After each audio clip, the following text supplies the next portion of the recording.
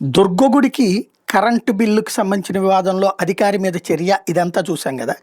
అదంతా ఒక ఎత్తు అయితే, ఒక దుర్గగుడి కరెంటు బిల్లే కాదు, ప్రతి ఒక్కళ్ళకి కూడా ప్రభుత్వం ఇది ట్రూ డౌన్ చేసేసాం, అదేదో విద్యుత్ శాఖ అంతా సంక్షోభాల నుంచి బయటపడేసాం, ఆర్థిక వ్యవస్థను గాడిని పెట్టేసాం, దాంతో ధరలు తగ్గించాం అని చెప్తున్నారు కదా.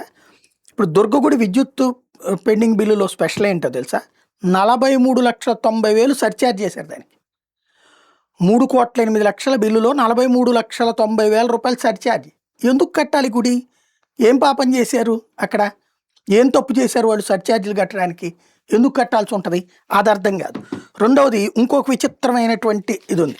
ఇప్పుడు ట్రూ డౌన్ అంటూ ఇదిగో రాసుకొచ్చి, ఇందులోనే విచిత్రం చూడండి. ఇప్పుడు బిల్లులో కరెంటు బిల్లు కట్టింది 5,499 రూపాయలు వచ్చింది కరెంటు. ఏది కమర్షియల్ కరెంటు యూసేజ్కి గాను ఓవరాల్గా వాడిన యూనిట్ల పరంగా చూసుకున్నప్పుడు 577 యూనిట్లు, 577 కిలోవాట్లు కేడబ్ల్యూహెచ్ అయితే, దానికి గాను బిల్లు ఎంత వేశారు అంటే 5,499. అంతవరకు బాగానే ఉంది. అసలు విశేషం ఇక్కడ ఉంది. ఫిక్స్డ్ ఛార్జీలు 450 రూపాయలు. ఎందుకు కట్టాలి ఇది? ఈ ఫిక్స్డ్ ఛార్జీలు ప్రతి నెలా ఫిక్స్డ్ ఛార్జీలు. ఫిక్స్డ్ ఛార్జీలు అంటే ఓసారి కట్టించుకుంటే ఒక అర్థం ఉంది. ప్రతి నెలా ఫిక్స్డ్ ఛార్జీలు ఎందుకు కట్టాలా? ఇది నెంబర్ 1.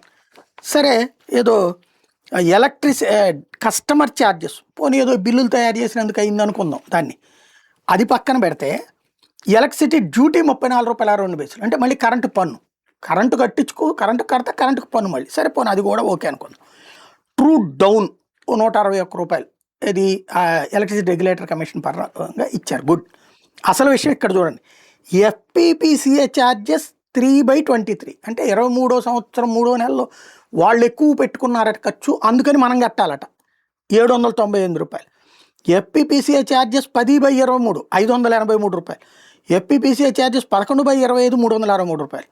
అంటే 7, 5, 12, 3, 15, 16, 17,000 రూపాయలు అప్పనంగా కట్టాల్సి వస్తుంది. 1,700 రూపాయలు, 1700 రూపాయలు అప్పనంగా కట్టాల్సి వస్తుంది. 5,500 బిల్లుకి 1,700 రూపాయలు ఎక్స్ట్రా బిల్లు. ఎందుకు కట్టాలి ఇది? అంటే బిల్లులో ఫైనల్ అమౌంట్ ఎంత ఉందో మూసుకుని కట్టు. ఇది విద్యుత్ శాఖ వ్యవహారమా? ప్రభుత్వం సమాధానం జవాబుదారీ కాదా? మరి తగ్గిపోయినాయి, మేమంతా విద్యుత్ వ్యవస్థను బాగు చేసామని ఎందుకు చెప్తున్నారు? ఇదే సందేహం.